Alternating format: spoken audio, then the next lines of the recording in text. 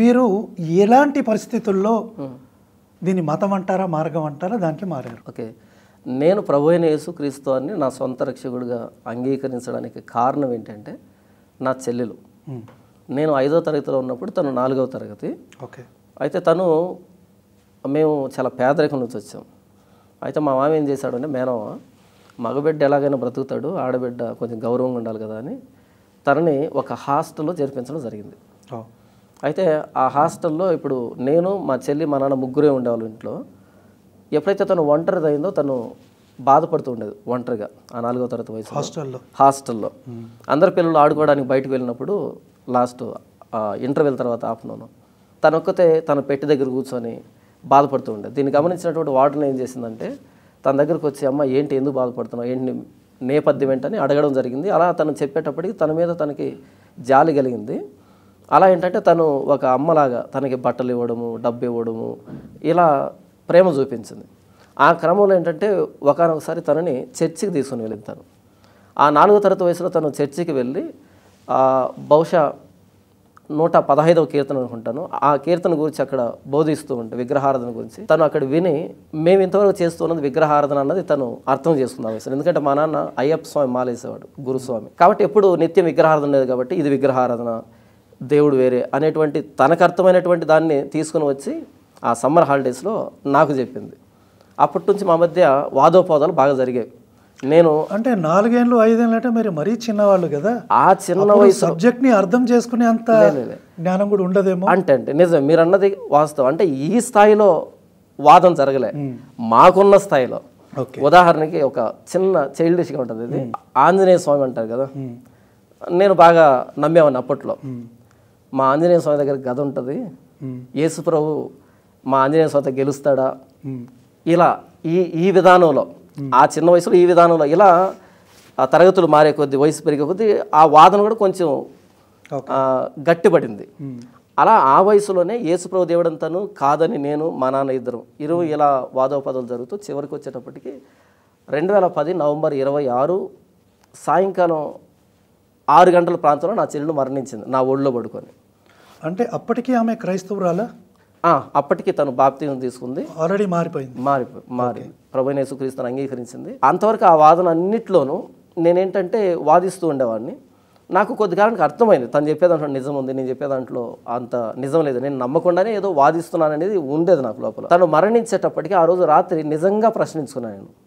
అంటే జీవితం ఏంటి, మరణం ఏంటి, దేవుడు ఏంటి, ఇంతసేపు మాట్లాడినటువంటి తను మరణించడం ఏంటి, మాట్లాడుకోవడం ఏంటి, నేను మరణిస్తాను నా పరిస్థితి ఏంటి, మా నాన్న మరణిస్తే ఆయన పరిస్థితి ఏంటి, నిజంగా నేను నమ్ముతున్నటువంటి విషయం మరణించిన తర్వాత అబద్ధమైతే పరిస్థితి ఏంటి, ఇలా నిజమైనటువంటి ప్రశ్నలు ఆ రోజు రాత్రి నా మెదడులో తలెత్తడం, వాటన్నింటికి సమాధానాలు ప్రభువైన యేసుక్రీస్తు వారి శిలువ మరణంలో నాకు దొరకడం జరిగి, అప్పుడు ప్రభువైన యేసుక్రీస్తు వారి నిజమైన దేవుడు, మరణాన్ని గెలిచిన దేవుడు, పాపాలు క్షమించే దేవుడు అని నా సొంత రక్షకుడు అంగీకరించడం జరిగింది. మీరు లవకుశ సినిమా చూసారా?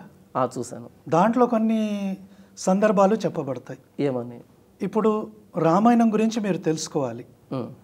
సో రామాయణం గురించి తెలుసుకోవాలంటే సినిమాలు చూడాలా, లేకుంటే ఇప్పుడు మనం గుడికి వెళ్తే స్వామి హనుమ గదను పట్టుకొని ఉన్నాడు, సో స్వామి హనుమ గదను పట్టుకొని ఉంటాడు అని మీరు నమ్ముతారా? అంటే ఆ వయసులో దాన్ని నేను నమ్మాను. ఆ వయసులో నాకు సినిమాలు, ఆ వయసులో పుస్తకాలు చదివి అంత జ్ఞాన పరిశోధన లేదు. ఆ సినిమాల్లో చూసినటువంటి ఆ క్యారెక్టర్ని అలాగే ఊహించుకున్నారు. అలా. సో ఒక క్లారిటీ ఇస్తాను, మొత్తం మీరు రామాయణం చదివితే అసలు స్వామి హనుమ గదతో యుద్ధం చేశారని ఎక్కడ లేదు. ఆయన గదతో యుద్ధం చేసినా సోలంతో చేసినా నాకు వచ్చిన సమస్య లేదు. ఆ క్యారెక్టర్ వల్ల నా జీవితం మీద ఎలాంటి ప్రభావం లేదు. అది నాకు వాళ్ళు నిజంగా ఇక్కడ చూపించబడుతున్నటువంటి రూపాల్లో ఉన్నారా లేదా అన్నది కదా నా ప్రశ్న. వాళ్ళ ప్రభావం అన్నది డైరెక్ట్గా నా మీద లేదు, ఏ విధానంలో లేదు. సో మీరు ఇన్స్పైర్ కాలేదు? అస్సలు కాలేదు. ఓకే. నేను కాలేదు అనే కంటే వాళ్ళు చేయలేదు అన్నది నేను చెప్పదలుచుకున్న విషయం. అంటే అది ఇండివిజువల్ పర్సెప్షన్ ఉంటుంది. ఇప్పుడు ఒక విషయాన్ని నేను చదివినప్పుడు దాని ఇంపాక్ట్ నా మీద వేరే రకంగా ఉంటుంది. ఓకే. అదే విషయాన్ని మీరు చదివినప్పుడు మీ మీద ఇంపాక్ట్ వేరేగా ఉంటుంది. సో ప్రతి వ్యక్తి ఒకటేలాగా స్పందిస్తాడని చెప్పడం కష్టం. అంటే ఇక్కడ ఒక చిన్న మాట నేను చదివినిపిస్తానన్నా. అంటే ప్రపంచంలో చాలా పుస్తకాలు ఉన్నాయన్న, చాలా గ్రంథాలు ఉండే పుస్తకాలు ఉన్నాయి. అవి చదివినప్పుడు ఒక్కొక్కరు ఒక పర్స్పెక్టివ్ తీసుకోవచ్చు. ఒకరికి ఒకలాగా అర్థం కావచ్చు, ఇంకోలాగా అర్థం కావచ్చు. అయితే ఏంటంటే నేను దేవుడిని ఎలా చూస్తాను అంటే దేవుడు సజీవుడు, ఆయన జీవం కలిగిన దేవుడు కాబట్టి ఆయన మాట సజీవుడు. ప్రతి దేవుడు సజీవుడే, ఆత్మ ఉంటుంది, డెడ్ బాడీ ఉండదు. ప్రతి కాదు, దేవుడు దేవుడు దేవుడు సజీవుడు, ప్రతి కాదు.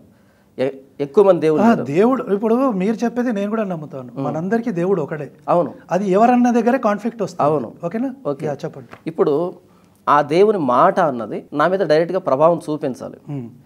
మీకు ఉదాహరణ చెప్పి నేను దీన్ని చదివి వినిపిస్తానన్నా. నా చేతిలో రిమోట్ ఉంది, ఎదురుగా టీవీ ఉంది. ఇక నేను రిమోట్ నొక్కగానే అక్కడ బొమ్మ మారిపోతుంది. ఈ మధ్యలో వైర్ లేకపోయినా సరే దీనికి దానికి కనెక్షన్ ఉంది. ఇప్పుడు దేవుడు నన్ను పుట్టించాడు అన్నది నిజమైనప్పుడు ఆయన మాట్లాడే మాట నా అంతరంగానికి తగలాలి, నా అంతరంగాన్ని ప్రభావితం చేయాలి.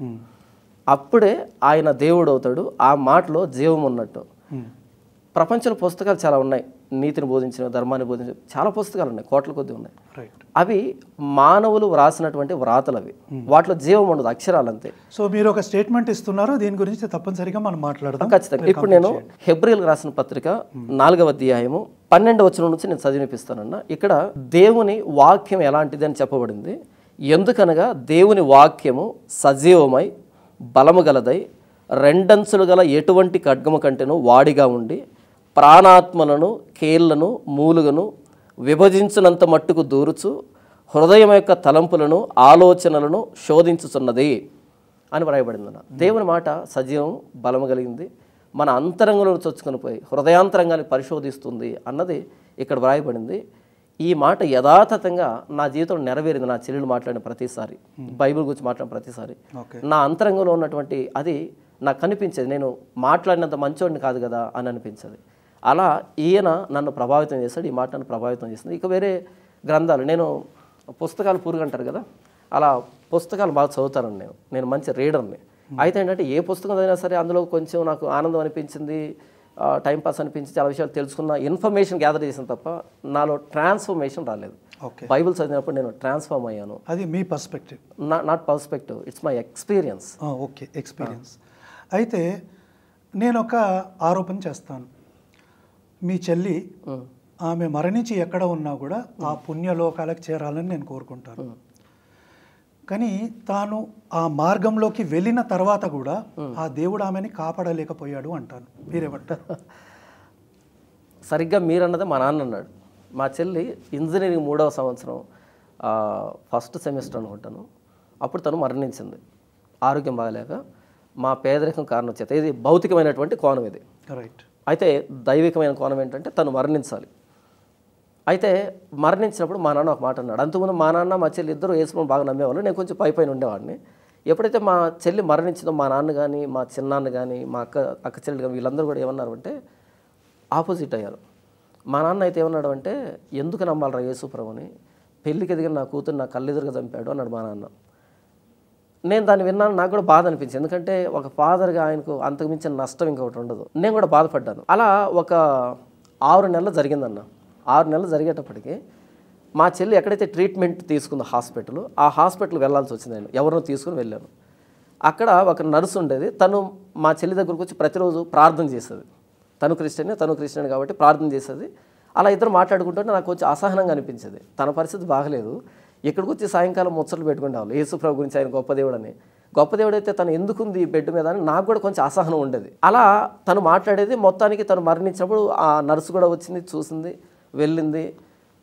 6 నెలల తర్వాత నేను మరలా అదే హాస్పిటల్ వెళ్ళి ఆవిడని వెతుక్కుంటూ వెళ్ళాను. ఎందుకు వెతుక్కుంటూ వెళ్ళాను అంటే నా చెల్లెల మీద ప్రేమ చూపించింది కాబట్టి. అక్కడ వెళ్ళిన తర్వాత తన రూమ్లోకి పిలిచింది, కూర్చున్నాను, మాట్లాడుతున్నాను, తను మాట్లాడుతుంది. 1 గంట మాట్లాడిన తర్వాత తను ఒక మాట అంది. నా పేరు మణికంఠ స్వామి. మణికంఠ, నేను ఒక మాట చెప్పనా, నీ చెల్లెలు మరణం నీకు వరం అని అంది. నీ వరం నీ చెల్లెలు మరణం రూపంలో వచ్చింది అంది. ఆ 6 నెలలకు ముందు నేను మా నాన్న చెప్పినటువంటి మాటని అనుకున్నా. అవును కదా, యేసు ప్రభు దేవుడై ఉంటే ఎందుకు నా చెల్లెని చంపాలి అనేది ఒక లోపల ఉండేది.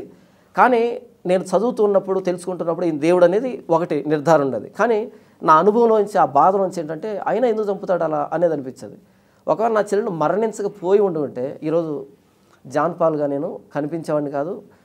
నేను నాకు తెలిసి ఎప్పుడో యాక్సిడెంట్లోనో ఏదో ఒక విధంగా పోయి ఉండేవాడిని. నేను చేసేటువంటి దారుణమైనటువంటి పనులకి ఎప్పుడు నేను చనిపోవాల్సి ఉండేవాడిని, ఏదో ఒక విధంగా వదిలిపెట్టి ఉండేవాడిని. అయితే ఎప్పుడైతే ప్రభువైన యేసుక్రీస్తు వారిని నేను తెలుసుకున్నానో, ఇంతవరకు నేను బ్రతికున్నాను, నా జీవితానికి ఒక అర్థం వచ్చింది. అలా ఏంటంటే యేసుప్రభు నా చెల్లెల్ని కాపాడలేకపోయాడు కాదు ప్రశ్న ఇక్కడ. నా చెల్లెలు మరణం ద్వారా నన్ను మా నాన్నని ఇద్దరిని కాపాడాడు. ఈరోజు నా ద్వారా అనేక వేల మందిని కాపాడుతున్నాడు. జనన మరణాలు ఆయన చేతిలో ఉన్నప్పుడు పుట్టించినప్పుడు దేవుడు ఎంత మంచోడో చంపినప్పుడు కూడా అంతే మంచాడు. పుట్టుకి ఎంత మంచిదో చావు కూడా అంతే కూడా కృప అంటారా? చంపలేదు. చంపడం అన్నది మనకు వర్తిస్తుంది అది, కానీ పుట్టించిన ఆయనకి అది చంపడం అలా ఆపాదించబడదు. అది ఆయన ధర్మం అంతే. ఎప్పుడైనా ఆయన తీసుకోవచ్చు. నరులారా తిరిగి రండిని ఆయన నరులను పిలుస్తున్నాడని 90 కీర్తనలు రాయబడింది. సో ఇది మీ నమ్మకమా? మీరు క్రైస్తవంలోకి వెళ్ళారు కదా, ఇది మీ నమ్మకమా? ఇది నమ్మకం కాదు, ఇది దేవుని నియమం. నమ్మకం ఎందుకు అవుతుంది ఇది? ఇప్పుడు మీరు క్రైస్తవాన్ని నమ్ముతున్నారు కదా, అవును, క్రైస్తవంలో ఉన్న దేవుళ్ళని నమ్ముతున్నారు కదా, దేవుణ్ణి, అది దేవుణ్ణి ఆర్ దేవుళ్ళని, దేవుణ్ణి. సో ఆయనను నమ్ముతున్నారు కదా, అవును. ఈ నమ్మకంలో 0 to 5 వేసుకుంటే మీరు ఎంతవరకు నమ్ముతారు? 5. సూపర్. 100 వేసుకుంటే 100. రైట్. సో మనం దాని గురించి కూడా మాట్లాడదాము. సో నా ప్రశ్న అదే, ఇప్పుడు మీ సొంత చెల్లెల్ని కూడా కాపాడలేని ఈ క్రైస్తవ దేవుడు మిమ్మల్ని స్వర్గానికి ఎలా తీసుకెళ్తాడు, పరలోకానికి కాపాడలేని అంటే నాకు తెలియక అడుగుతాను. యాత్రికుని ప్రయాణం ఒక పుస్తకం ఉందన్న. యాత్రికుని ప్రయాణం బైబిల్ తర్వాత ఎక్కువ అమ్ముడైనటువంటి పుస్తకం అది. జాన్ బనియన్ రాస్తాడు.